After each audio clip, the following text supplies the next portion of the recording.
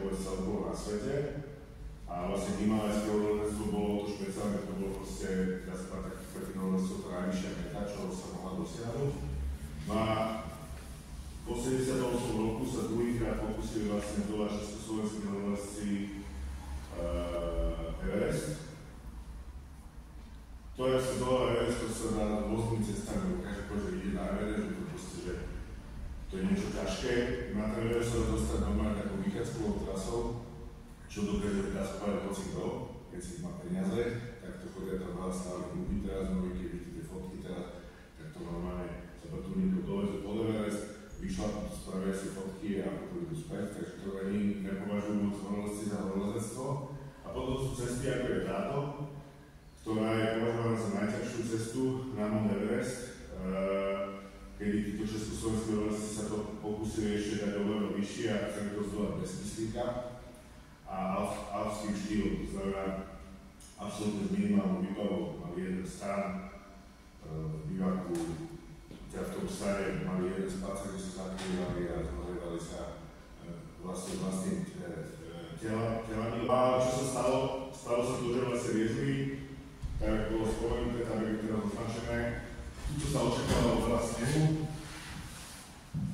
tak to vlastne pre celý sen, ktorý je južný vrchol Mount Everestu a Hillary Monster a vlastne toto celý previesť. Tu československí horolezci tam ostali len ako týždeň, lebo na miesto, kde mám byť sneh, bol čistý ľad.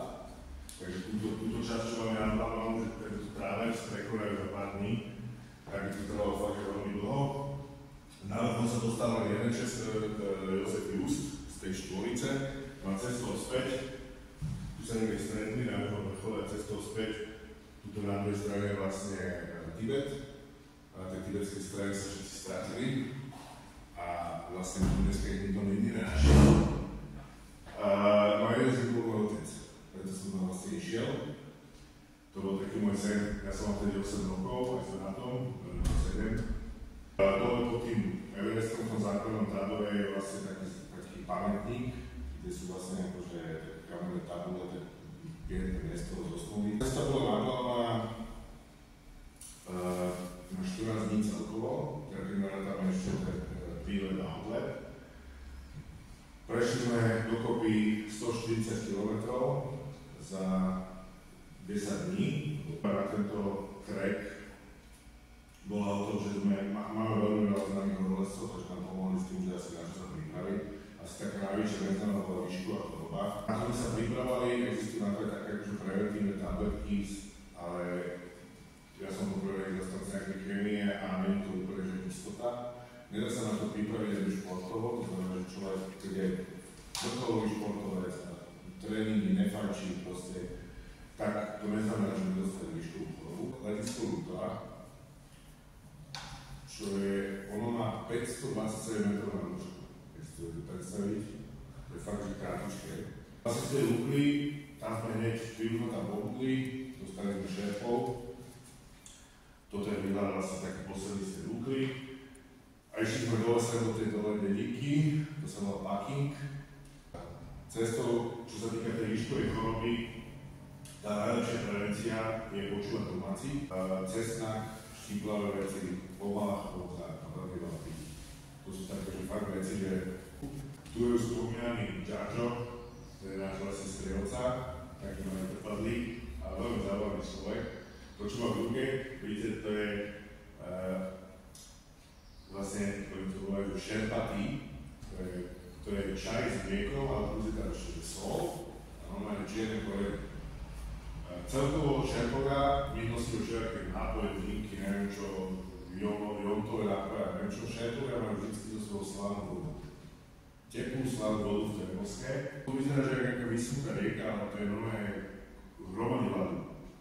A na niektorých, máme na videu zachytené, sú také praskliny, a to je 30-40 metrov hĺbka a vlastne tie rieky, ten ľad sa dole topí a to je tá voda proste preto taká studená. Ale toto ako tam stáli a fotili, tak normálne púkalo.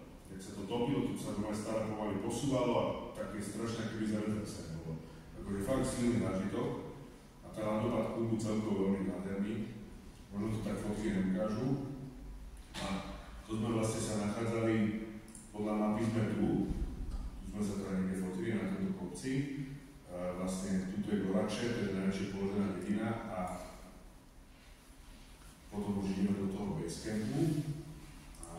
ináč, vyzeralo to normálna zem, keď som na to vstúpil, keď ešte to bolo vlastne basecamp je na tom ľadovci, tak niečo by sa vydal, som si myslel, že to je zem, ale bolo to čistý ľad a fakt bol škriklavý. Ale tu už žiadna zelina, nič, proste tu život. Toto boli miestni špecialisti, si tam takto osadali koníky a tí ľudia, ktorí už fakt nevládali, ale chceli do basecampu, tak to boli taxíky. Čo sa týka ešte ochrany, napríklad taká vec ako okule, to je veľmi dôležitá vec, keď je sneh, lebo to svetlo sa tam odráža a normálne treba mať dobré okuliare, aby tú bielu to nejakým spôsobom eliminovalo, lebo z toho normálne tak vás bolí hlava, že to sa potom nedá zastaviť, tablety tomu tiež nepomáhajú, aj proti vetru. Tu keď svietilo slnko, tak bolo úplne príjemné, dalo sa chodiť, že máme jednu vrstvu termoprádlo, ale keď zašlo slnko, to zrazu bolo minus 10. Takže proste fakt, že zima, keď do toho vietor, tak to bolo úplne extrém. Tam ráno, keď sme boli tu v Golakšepe, tak tam bol ešte taký jeden, sa to volá Kalapatar. Z toho sa chodí fotiť východ slnka na Everest. Tam som už nevyšiel úplne hore, ale bol som také o 7000 niečom. Ale čo chcem povedať, že ráno som sa zobudil, cez som sa ten rádko obliekol a vyšiel som von a bolo tam minus 37. Ešte bola tma, to bolo ako 3 ráno, tak som sa hneď vrátil do izby, že tak to nepôjde asi s tričkom.